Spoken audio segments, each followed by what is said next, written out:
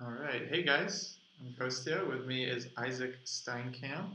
We are here at the 2017 Reykjavik Open. We still haven't figured out how to pronounce Reykjavik. No one has told us.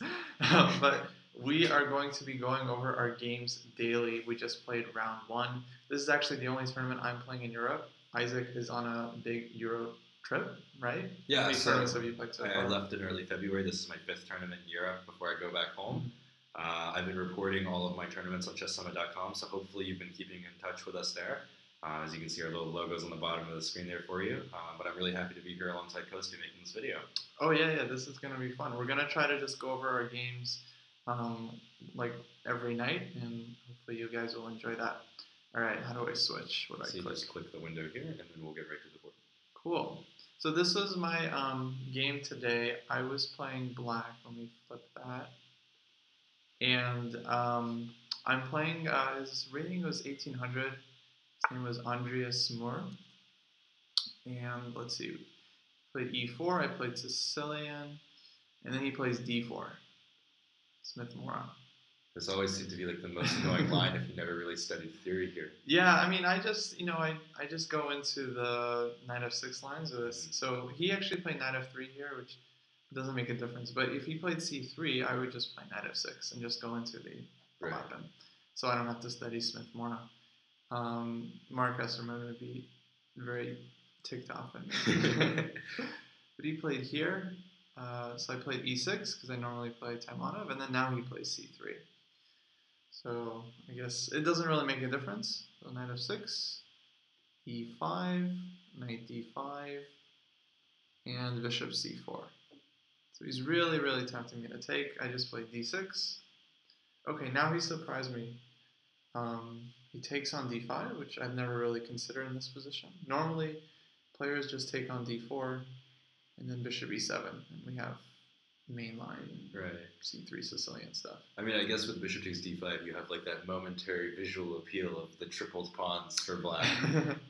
So maybe this was something. But I mean, you are giving up the bishop here in this position. Yeah, exactly. So white is going to get a better structure, but the light squared bishop is usually important here. Now in my prep, I think I only consider this move knight c6, and it just says equal. But he plays queen takes d4, which I never considered. But it makes sense. He actually wants to trade these two and then play against the Isolani. So I started thinking, and then I realized, okay, bishop e6 seems like the only move. And now if he takes, of course, g7 is hanging, so I throw in knight c6. He moves the queen somewhere. He doesn't really have a normal square, say d3. I take here. I mean, I think black is totally fine. Right, and we start to see the problems of white having wasted this time. Queen takes d4, queen d3, the pawn on c3 stops the knight. Yeah, exactly. I mean, I think if he can like get the knight to d4, bishop e3, he's happy. But I'm going to castle queen d7, bishop f5 or something. Right. I don't know. I was feeling pretty comfortable. Okay, so he plays bishop g5. And then my first thought was queen d7, just most natural move. I can't play queen c7 because then the pawn takes and he hits my queen. But then I realized, I can play knight c6 also. And then I was calculating, okay, bishop takes d8, knight takes d4. He has to take the knight, otherwise knight c2 check. So he takes, I take the rook. And then I thought, if he takes here, and then takes on d6, this is like dream French position. Yeah, exactly. Like black, I mean, I would play this any day against anyone. But then I realized he's not going to take on e6. He'll just take here, and then he's just gonna play like knight d2. I'll castle. He castles, and then like rook e1, rook d1, and like good luck. Like you feel like you can't get anything here with the bishop pair versus the two knights? I feel like it would just be a very long game. Yeah, maybe. I mean, I guess if it were two GMs playing each other, it's like, all right, let's go. But yeah. Like Carlsen will press this against anyone and win, but for me, it's just like I'll have to trade off the rooks, bring my king into the center, watch out for knight forks all the time. I just figured, well, let's just keep the queens on the board and be more dynamic. So I just played queen d7. I just went back to my first choice. Okay, now he surprises me with knight a3. Yeah, this one looks a little bit weird. I mean, it's common for the c3 Sicilian to put the knight on c2, but here just like knight d2 is so much more natural. Yeah. But the bigger issue is that this actually just blunders a pawn. Because knight c6, now I'm taking twice on e5 and playing f6. Right. So it's basically a piece blunder. So I took, and now he can't take back. Right. And then he doesn't even get any kind of like compensation. I mean, just absolutely nothing. Bishop comes to g7, and then I castle. And great in this position. Nothing at all. So, yeah, once I play knight c6, I think he kind of realized that he's losing a pawn. So he plays knight c2. I played f6, bishop h4. And then here, I really wanted to play bishop f5. Because I think that would provoke him into castling queenside, because he's already down a pawn. And then I would play d4. And if he takes, I saw this line where I take, he takes, I give check. He plays, let's say, king c1, and then knight b4, and black is like winning. Right. But then I realized you can take on d4 with a knight, and then It's going to get interesting. I just give up my extra pawn, and I'm probably lost because my king's in the center. Right. So I'm like, all right, let's take it easy. Bishop d6. He castled. g5. I mean, I just think black is completely winning here. I think there's just nothing. Just extra center pawn is huge. Okay, now I was expecting h4, g4, knight somewhere, maybe d2. I'll play f5. He has to play f4. I'll take. He has to take with the queen, otherwise f4. I play f4 anyways. And then, like, I play e4. It's just like... And now we see the benefit of you not having committed to kingside castling earlier because you have rook g8 whenever you need it. Yeah, I can play rook g8. I'm going to castle queenside most likely. It should be knight e5. It should be just winning position. Right. But then he's just like, you know what? He just plays rook e1. Oh, no. No, but on purpose. Okay. Yeah. So I played h4, and he takes here. I mean, he doesn't get anything for it, but after the game, he was like, you know what, I know that the kill is coming. His English wasn't good. He's saying, I know that the kill is coming, so I wanted to die on my own terms. That's what he said. Well, that's fairly admirable, to say, yeah. So I took with the knight. I think this is best. He plays knight d4. So here, I was calculating this line. I really wanted to castle here. He takes, I take, takes on a7. And then I thought I have this, knight f3 check. He has to take, and queen h3.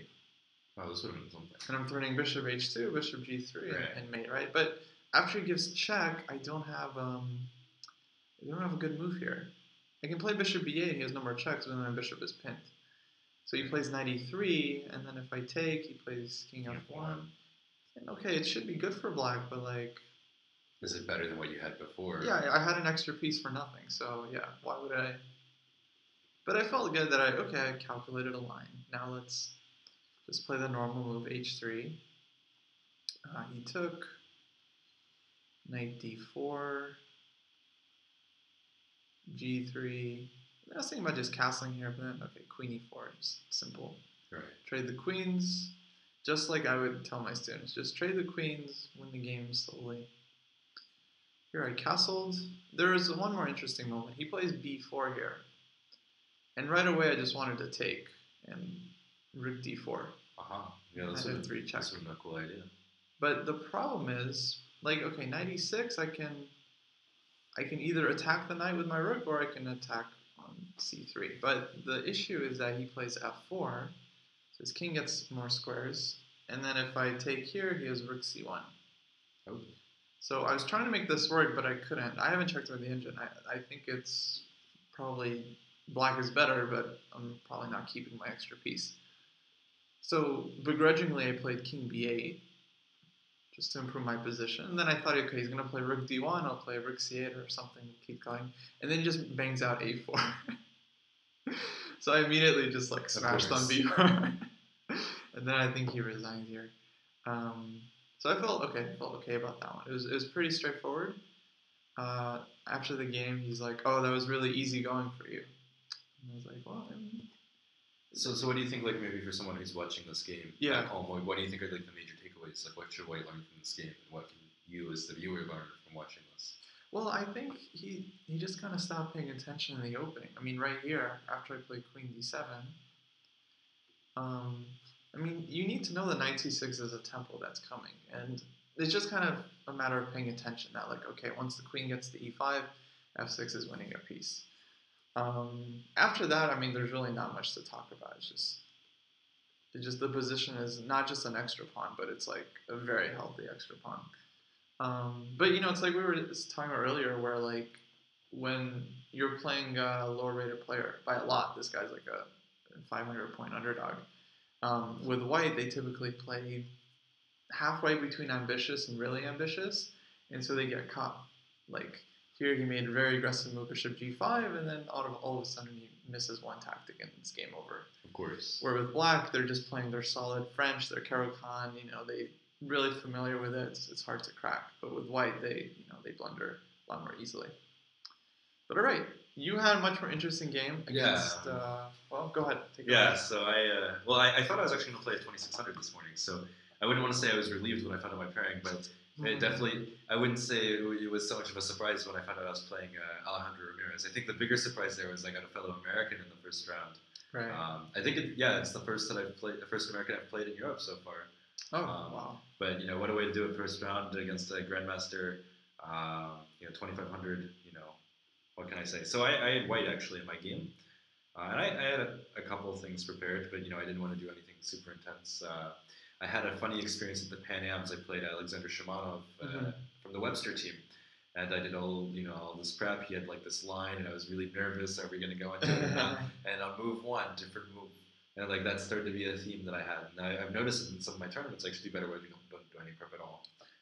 Right. So what move did you play against him? So against Shamanov, I had black, and I expected d4, but Shamanov played kings in attack, played knight f3, and so we got a completely different position. And of course, it's totally fine, but it's like I just wasted 2 hours, and my team needs me to not die immediately. So I tried to limit my prep for Alejandro. I mean, I wanted to do a little bit just to be safe, but I thought for the most part, nothing too much after all I do have white. He'll find a way to surprise you, get in a playable position. Well, and that he did actually. So, c4, c5. He's played a lot of moves in this position. He's played c6 before, he's played g6, he's played knight f6.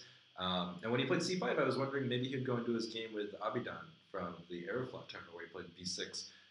But afterwards, I think his concern was maybe I'd studied that game. So, right. I mean, the ideas aren't so bad. You just play for d4, and whoever's the better chess player wins, which I'm sure favors Ale.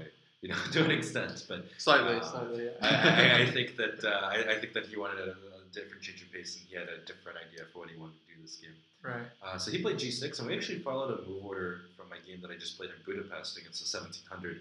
And in that game, I played e3. I don't really think that this offered too much, but my opponent kind of fell apart, so this was simple. But I didn't know if he looked at this game, and so just in case I played g3, and I had a line here ready for him that just in case we went into, I would know what to do.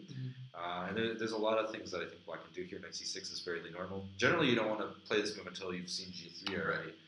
So this move order I think is pretty good for black. Yeah. Bishop g2, and so far we're, I would say, quote unquote, in my prep. And I was expecting e5 here actually. I thought that if you're 2500 playing a 2000. This is, visually already very impressive. It's kind of the main line. Yeah. Well, it's the main line, but also, black is, a simple idea. Play bishop e6 and play d5. But okay, he's a grandmaster. He has permission to play whatever he wants. And he plays bishop d7. Right. And so immediately I'm out of theory on move 6, which is not how you want to go against a grandmaster. But okay, I think I've had worse before. Okay, what's the idea with bishop d7? So I was a little bit surprised when I saw this move because he very nonchalantly just put his bishop in d7. We're told as beginners, always put your piece in the best possible square. And so I immediately tried to think what can I relate this move to? And I think the closest thing that I came up to was this move bishop to f5. Right. And so the idea here is that bishop d7, it has the advantage that against bishop f5, there's this idea where white can play for knight d5, and the idea is to provoke this move e6. And this is actually a really important move because now that the bishop is outside the pawn chain, black has a very limited amount of ideas. D3, E4, and just trap it. Yeah, exactly. With bishop d7, we don't have this, and so I had to spend some time here trying to figure out what black's plan is. And if you put your mindset as to I need to beat someone lower rated than me, let's do something easy. Well, his plan's not so hard to find after all. He wants to play queen to c8. He wants to play bishop to h3. Then he either wants to play h5. I thought this was one idea. Or I thought maybe he would want to trade off the light squared bishops and play e5 because now it's going to be really hard for me to fight for these light squares. The only problem with I think with black, if he played the line that I prepared for him, e5, he always has to worry about this bishop. Yeah. And so by playing bishop d7, he always gives himself this out. And so the reason why knight d5 isn't so smart, I mean, you might say, okay, e6, okay, this blocks on the bishop and the queen. There's no bishop h3, but this isn't the point. The point is now I've lost time. Black is very solid. At some point, this knight will move, maybe to d4. Maybe you can even go back to e7. But the point is that someday the bishop will go on c6 and contest my g2 bishop anyways. So I think actually here that this is a very interesting move. I wasn't aware of it up until this point. So this was not a fun. Yeah. This is not a fun way to study openings, if you know what I mean. But okay, like I thought here for a while, and I was trying to figure out what do I want to do to prepare against this idea h5, because I figured this is probably realistically what he wants to do. And we had a funny moment after the game because I played this move e3. Okay, he had never seen this move before, which probably means it's not, anybody watching this probably should not follow my example here. Right. But okay, my idea is very simple. He wants to play on the wing. I want to play in the center. And he was like, I wasn't so sure about your idea with white. I was like, yeah, but okay, I want to play d4 because you're attacking on the wing, I attack in the center. He's like, oh yeah, principles, those. I think d4 is a respectable idea as we see in the game, but I think black, as long as you play good defense, black has really nice chances, I think. There are some computer lines that I guess we can talk about in a second, but as we'll see that there's a lot of problems. So queen to c8 was played. Okay, so the point for me is I want to put my rook on e1. The idea being that not necessarily to play bishop h1 immediately, but like if a move like bishop h3 were to be coming d4. And like now we see the point of rook e1. So what happens if you play d4 right away instead of rook e1? So if I play d4 right away, I was looking into this. So if we have takes, I think this actually shakes out well for me. But okay, black doesn't actually have a take. Yeah. And I thought the bigger problem was bishop g4 comes anyways. And if I eventually decide to play d5, the knight comes to e5. Very annoying. This move d4 is very committal. Once I played it, I can't go backwards. It is a pawn after all. And originally, I wasn't so sure because originally when I played rook e1, he played bishop g4, which I think is actually a much better move than bishop h3. Yeah. My original intention was either to play a3 or b3 and then just go for a really slow play kind of position, but as we'll see, like it's actually not so simple. And so I think d4, needs to be played, but let's let black see if he plays bishop h3 first. I think e3 already has to be not so accurate. Yeah. He said in this position I can just play normally. This isn't so bad an idea, but okay, me playing against the grandmaster in the first round, knowing he wants to win, I want to get something that gives me good fighting chances. Yeah, I mean, if you don't know exactly what the theory is, you just have to choose a plan, in my opinion, that makes sense to you. I think players get into trouble when they play what they think is supposed to be the right move without really believing it themselves. Yeah, I think that's actually what happened with your game with the knight a3, knight c2. I think this is more or less an autopilot kind of thing. It might have been. Yeah, exactly. So bishop d7, I thought this was a good move. Okay, now knight d5, but e3, queen c8, rook e1, and he plays bishop to g4 as I mentioned. I actually really like this move because now black has some, has created some problems. Yeah, it's very annoying. Already e5, I think is a potential idea, and if I'm not careful, okay, e4 that would get me on the chess 24. Hey, look, tactic of the day alert. And that was my one goal, is to not be that guy. But okay, like in this position, maybe it doesn't feel so bad for white. But my pieces are actually kind of awkward. This bishop on c1 is not so great. This rook on e1, unless we play d4, and d4 is a huge commitment here because we are dropping a pawn. Right. This rook isn't exactly that active. So originally, when I played rook e1, I was expecting bishop to h3, but when I saw that bishop g4 is an option, I was like, okay, I'll play b3 and we can move on. And b3 seems like a normal move. If I can just play these two moves, I think I have a very solid equal position.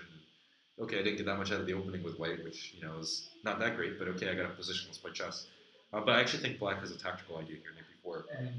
I don't think this is what the computer offered, but I think the main problem is, I have this weakness on d3, I have this weakness on c2, and if I were to try to go for this line, I saw this during the game.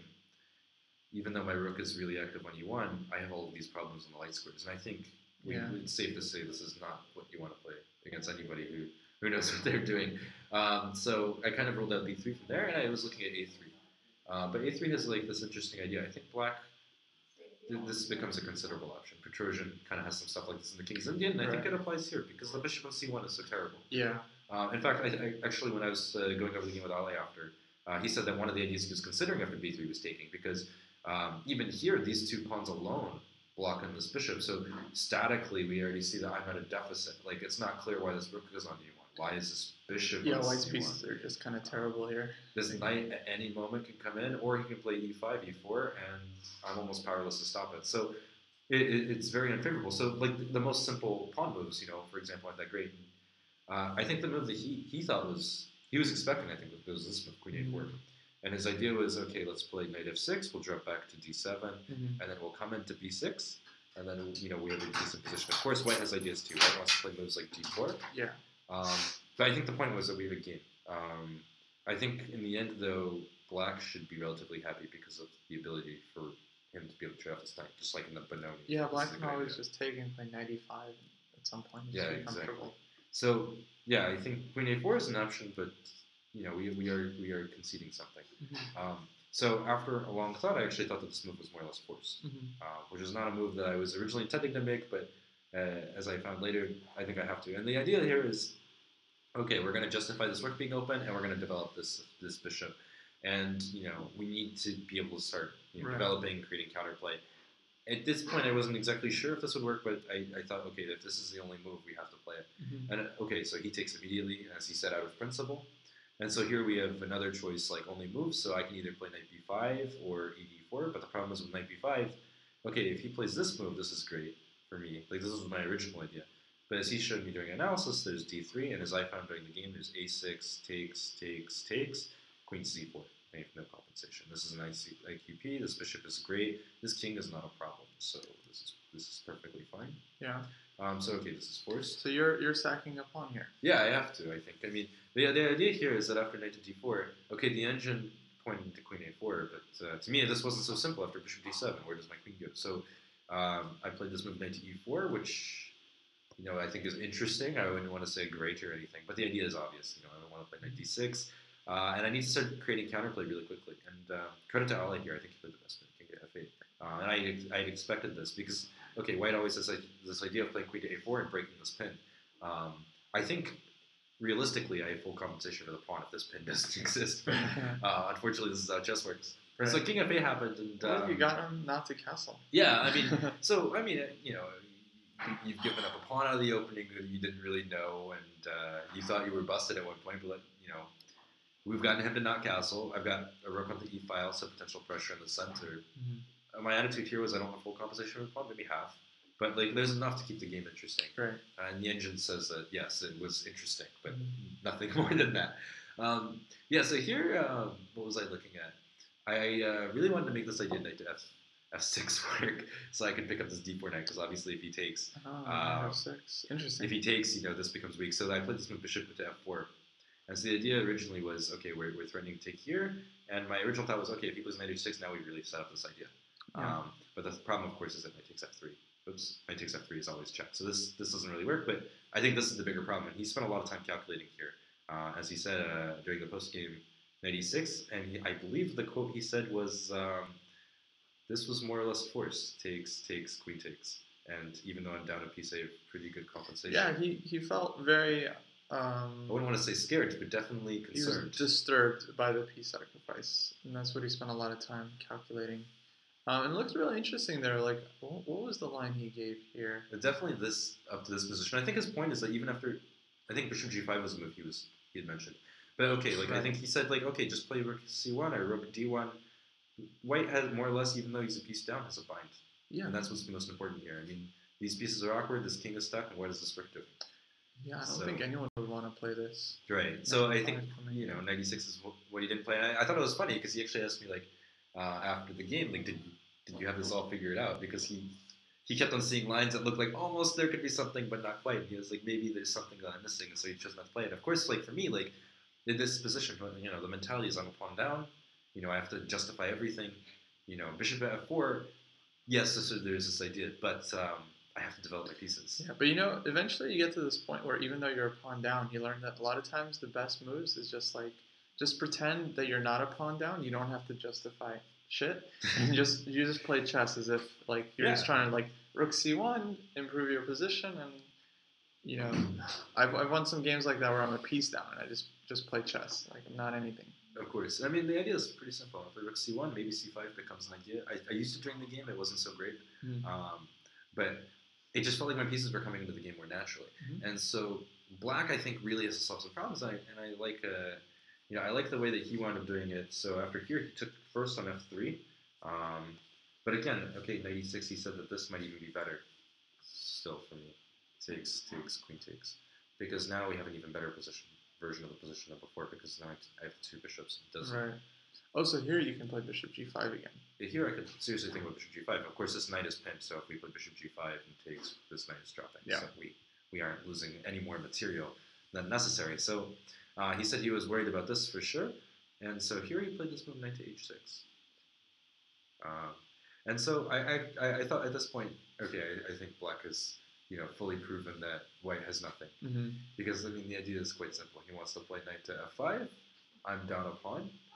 And things look pretty simple. And so here I thought for a little bit, and of course I saw this line. Right. This is the first line that you look at when you analyze these. And my mentality here was, okay, it's a position. I'm a pawn down. But he's got the bishop. It's a dark squared bishop. And he's probably going to play me here. Right. This is the kind of position he wanted from the beginning of the game. Yeah. So I didn't go for this. In reality, I should have gone for it, and the computer even goes so far to say it's equal. I don't think equal is a fair assessment. But it's Stockfish, right? Yeah, it's Stockfish. Yeah, Stockfish always overestimates like this unusual positional compensation. Right. But I feel like looking back on the game, this was my out. This is my out. Yeah. And so I think maybe this is something I could have gone for. And instead, I decided it would be better off to develop.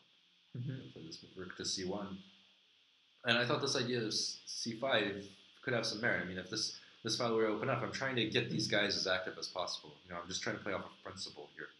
And so, okay, he completes his plan, and I think at this point it's fair to say that black not only has won the opening battle, but yeah, even if you got your pawn back, like black is doing good.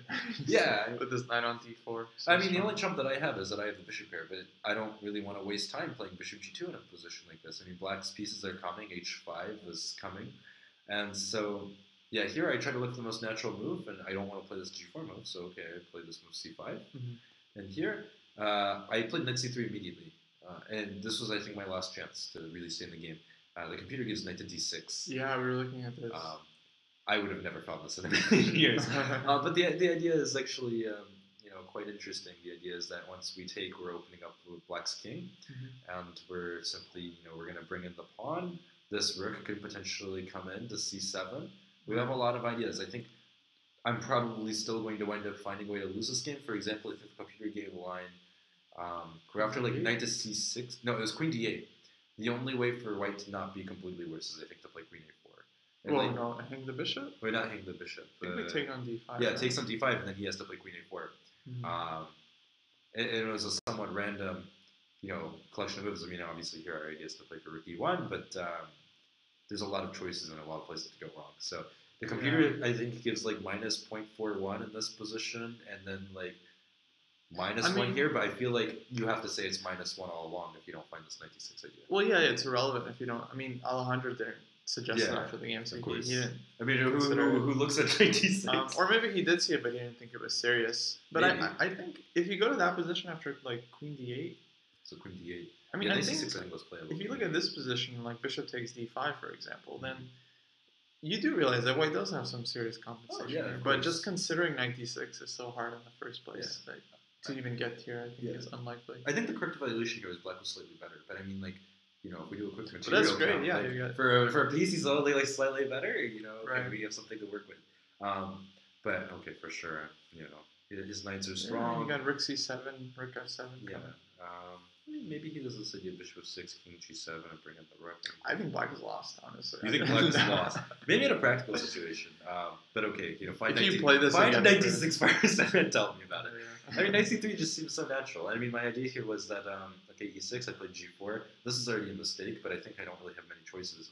There's this cute idea, and actually, that was a really instructive point. So, during the game, I thought, okay, we'll play bishop d6, and we'll insert this. Right. But this is actually not as strong as what Ale was recommending, which is to just do this immediately. Because now we're threatening bishop d6 with check and then knight e7 back to back. Right. And this is really strong. And so g5, the g5 square is actually really important because I think if for knight to c6, you said bishop g5. This is the key difference. This knight is trapped. And we didn't have this before when we played bishop d6. Right. So I thought that this was a really interesting that was a nice line. point. But of course, he's always gonna play the most solid stuff. And after queen takes f3, it's fair to say I'm worse. And this knight is going to be why he loses the game. Yeah. Hands down. With this move g4, I mean, okay, it was on g3 before, but these light squares are so weak. And without the bishop on f3 anymore, it's very hard to defend these weaknesses. Yeah. All right, so here I actually, okay, the game is effectively lost, but there were some instructive points. As Ali said after the game, this move is totally useless. And, okay, after having gone over some of my own games, yeah. That was surprising because, look, if you're going to be honest with yourself, whoever's watching right now, 9 out of 10 of you are playing bishop d6 check, like, instantly, right? It's definitely a move I would consider. I'm not sure I would have rejected it either. But he made a good point as to why it's bad. It's just committing the bishop to a square where it's vulnerable, can get cut with e5. Yeah, it makes sense, actually. Bishop is a lot better on f4. Yeah, I mean, I put too much value on him holding the c5 pawn, but in reality, he was never going to take this in the first place. But it's actually kind of funny because he said that, and I thought back to an article I wrote after I won a Marshall tournament, the first adult tournament I ever won. 3 of those games I won because my opponents decided to check me when there was a better move in the position, maybe to keep it equal or to stay in the game, but the check actually made them lose the game. Wow. But they played it instantaneously because we're always taught checks captures the threats, right? So the valuing of a check, but then, the artificial value. You know, you move up in principles. The next one is like Patzer sees a check, Patzer plays a check. Well, I mean, I feel like this is okay. I mean, my thought here was my only chance is to have this 3 versus 2. Right. So I thought it was really important to hold this pawn, but I think there's more things going on than just that. I mean, to be able to talk about this endgame, I need to trade off these knights, and then I need to play b5. Yeah. So I need to go here and then play c6. But even here, he made a good point. It's like, okay, I'll give you all of this, but the problem is you could never control the c8 square because you have the wrong bishop. You're stuck at c7. I'm just lost. Yeah. But I figure, okay, we should go over the rest because his technique is actually quite good. So king to g8, his king is totally safe. I played queen to g3. He played h5. And so for here, I actually made another mistake. I played knight e2, the thought being that after takes, I wanted to be able to go for this line. And I thought that after f5, he's got a lot of weaknesses, and maybe I can crawl in with my queen, but I think tactically this doesn't work out. This rook is coming to h3. Chess does not work, you know, like this for white. Yeah. He just puts his king on f7. Yeah. I mean, this is too easy. And so I realized this, of course, is too late when he's playing takes g4, and I think I more or less have to take here because if I take here now, okay, he made an interesting point. Maybe this was my last. I think he said bishop f6 and then queen b4, but then of course b6. Right. And now I have nothing. You're 2 pawns down. Yeah. So this is not a pretty endgame. Not to mention my king is terrible. I mean, this is the problem with playing moves like g4. H5 is this like critical Russian prion, and every Russian schoolboy knows. So yeah, that's how you develop the rook. Yeah. So hg4, queen g4. And the next move was kind of pretty because I totally missed it actually when I was analyzing. He plays this move rook to h4. Oh, but it's hanging. You can just take it. Well, I mean, if you take it, knight f3. Ah, yeah. So he saw that, huh? Well, I'd hope he saw it. This is the whole point. This is the kind of move that he played this on the Just 24 Facebook update. Someone's gonna tag my name on it. So, yeah, this was somewhat amusing. Okay, I play queen g2 because what other moves do you have? Actually, here I thought he was gonna play knight f5. I thought it was already worse, but I was gonna play queen to b4. The idea is that if he gets greedy, maybe. Maybe. Oh, here, yeah, for sure. But okay, rook h4 is just so much cleaner. Because after queen g2, all of my pieces are moving backwards. Right. And I think that this is a very critical moment. His next move shows why bishop d6 is terrible. e5. Okay, he has a very clear threat here. Blocks the bishop off, yeah. Yeah. And I was really trying to make a line work where I could take this and just give him an exchange. And just beat me an exchange up in the endgame because I figured that was my best chance. So I was looking at like this line, right? Goes here, goes here, goes here, but I mean, this is disgusting. Takes on h2 first. This is disgusting. You can't play chess like this. So of course I can't take on e5. Okay, I played knight g3. At this point, I know I'm lost, but it's move 24. I've got a friend back home watching me on chess 24, and I figure, okay, I might as well make it to move 30. 2 moves to go. Yeah, I mean, just move 25. No mid. Well, I want to make the move 30 because I actually set up a little trick for him. He didn't even realize it was a trick because he didn't fall for it. It was a cute little idea. So okay, here, okay, more or less I'm looking at rook to e3. He plays queen g4, which is a good move. I think I played bishop e7 here. He played knight f3. Of course, I'm just kind of playing off of inertia. When you're playing a GM, you want a respectable showing. This isn't respectable, but like, okay, we're surviving. And I set up this little trick before I resigned, actually. Rook to e1. The idea was that I want him to take here, thinking that he can play queen to h4. Double attack. By this little check. Check. Bishop f8. Bishop f8, but the idea is I can play h3.